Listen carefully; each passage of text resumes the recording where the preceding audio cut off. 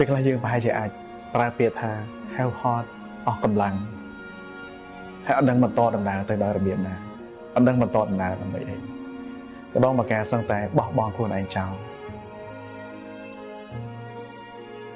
អារម្មណ៍ទាំងនេះ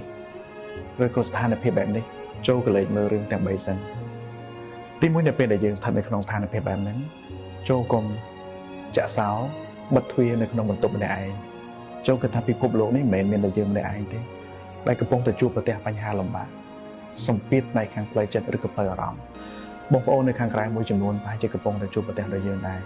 អាចតិចឬច្រើនអាចច្រើនជាងយើងក៏ថាបានដែរ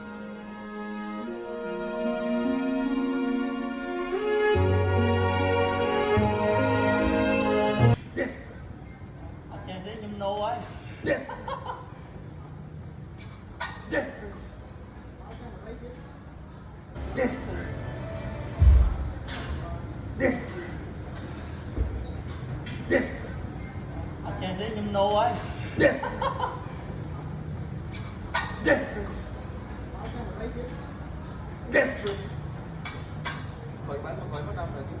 Hả? Một hồi tiếp.